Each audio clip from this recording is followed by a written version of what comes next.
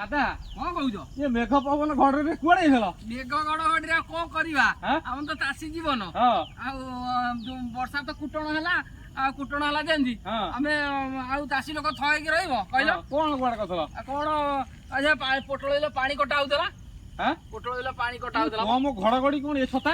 ଏଇ ଗଡ ଏଇ ଆମ ଗୋପାଳର ଛତା, ଗୋପାଳର ଛତା। ଇଏ ଘଡଘଡି ଛତା ଭଗବାନଙ୍କର ଛତା। ଇଏ ମାନେ ଇଏ ଆଗରୁ ପୂର୍ବ ପୁରୁଷରୁ ଅଛି ଏ ଗଉଡିଆ ଛତା। ଇଏ ସମ୍ଭାଳିବ ଯେତେ ଘଡଘଡି ବର୍ଷା ଆଇଲେ ଘଡଘଡି ପାଇଁ ଏ ଛତା ଠିକ ଠିକ ଆଉ ଘଡଘଡି ପାଇଁ ଠିକ। ଭଗବାନଙ୍କ ଇଏ ଆଉ ଛତା କିଛି ହବନି। କନା ଛତା ହେଇଛି କହିଲ? ଘଡଘଡି ମାଇଲେ ଭାରି ଡେଞ୍ଜର, ମାନେ ଘଡଘଡି ପାଇଁ ଭାରି ଡେଞ୍ଜର, ଭାରି ଡେଞ୍ଜର। ଇଏ ଭଲ, ଇଏ କିଛି ଟେନସନ ନାହିଁ। ଇଏ ଯୋଉ କୋଦାଳ ଫୋଦାଳ ପାଣି କଟା ହଉଥିଲା, ପାଣି ଠିଆ ହେଇଥିଲା ପୋଟଳରେ ଏପଟେ ପାଣି ଠିଆ ହେଇଥିଲା। କେଡେ ଜୋର ବର୍ଷା ହଉଛି ଆଜି ଏମିତି ଘଡଘଡି କଣ କୁହନା, ସେ କଥା କୁହନା। କଣ କରିବା?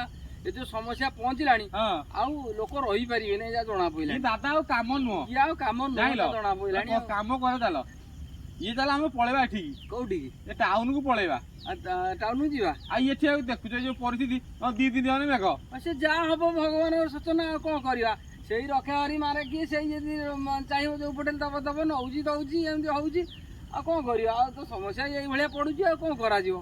ହଉ ଯାହା ହଉଛି କଣ କରିବା? ଆମେ ଆମ ଜୀବନ କେତେବେଳେ ଯିବ ତା ଠିକ ନାହିଁ। ଚାଷୀ ମୂଲିଆ କଥା, ଆଉ କଣ କରିବା? ଆମ ଜୀବନ ଏଇ ଯୋଉ ଘଡଘଡି, ଇଏ କେତେବେଳେ ଯିବ ତା ଠିକ ନାହିଁ। କାହା ଜୀବନ କେତେବେଳେ ଯିବ କିଛି ନାହିଁ। ସବୁ ତାକରି ହାତରେ, ସବୁ ତାକରି ହାତରେ। ହଉ ଭାଇ, ଏମିତି ଆମକୁ ଦେଖୁଛ ତ ପରିସ୍ଥିତି। ଦାଦାଙ୍କ ଯୋଉ ମେଘ ପବନ, ଏଇ ଯୋଉ ଘଡଘଡି ଆଜି ବିଶ୍ୱାସ କରିବେନି ଯୋଉ ଘଡଘଡି।